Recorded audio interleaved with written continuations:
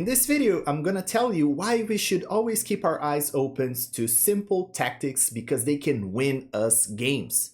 And as an example, I'm going to use a simple trap that happens a lot in the Scotch game, and this actually happened in a real official tournament game. But before we begin, if you are not yet subscribed to the channel, I recommend you hit the subscribe button down below and subscribe to the channel. We already have more than 500 subscribers, so thank you guys all so much for the support. So let's take a look. This this trap happens a lot in the Scotch game. So here, what we have here is a typical Scotch game position where we have e4 being played by white, and as a response, black is going to reply by playing e5. This is a typical position in the Scotch. We have the typical gameplay here for the Scotch game.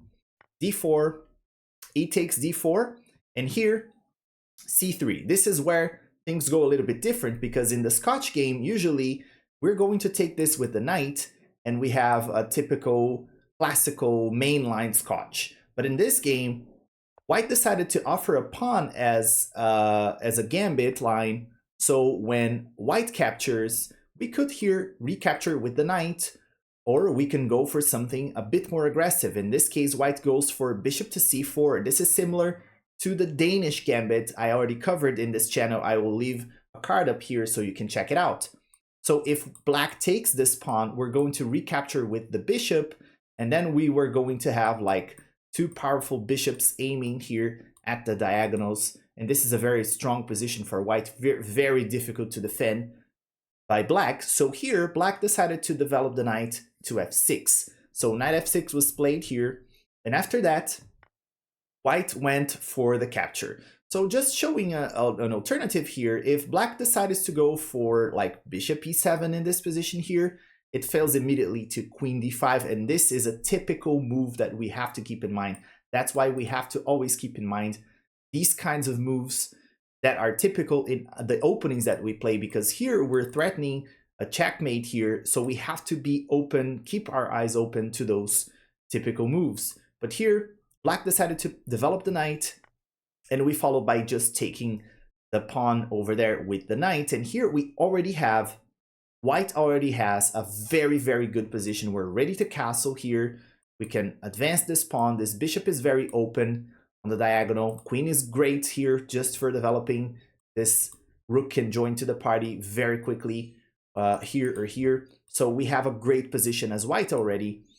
Black decided to play bishop to b4. Not a bad move so far. And then we pushed e5. We could go for other moves here, like castling, for example. But white decides to attack the knight. And black here makes this mistake of playing knight to g4, thinking that they are actually counterattacking this pawn over here. Now they have two pieces attacking it. We need to defend this pawn. But what actually happens when they play this move is that we can sacrifice the bishop. This is another typical position that we have here. We can take this pawn and sacrifice. This happens a lot in the Scotch game. And then we follow up by playing this move right here, or sometimes even this move if it's available, so we can check the king and take another piece. So in this case, we sacrificed, black takes, and when we give a check here, black has to move the king, and this knight is hanging. So we're going to win this piece back, and we have a pawn up. So here we're clear up a pawn. Best move here for black is to actually go here and play king e7, back to the original position, setting up for the next game. But when black plays this move, it fails immediately to the same situation.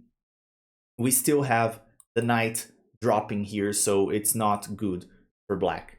So what black ends up doing here after this move is moving to g8.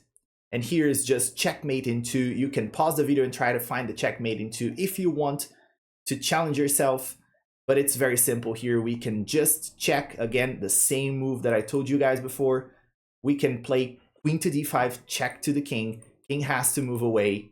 And when the king moves, and when the king moves, we deliver checkmate with this very interesting checkmate pattern that happens a lot. We have the knight supporting the queen, and that's why we should not overlook simple tactics, guys. So whenever moves like this are played, we have to take a look and say, this knight is not defended.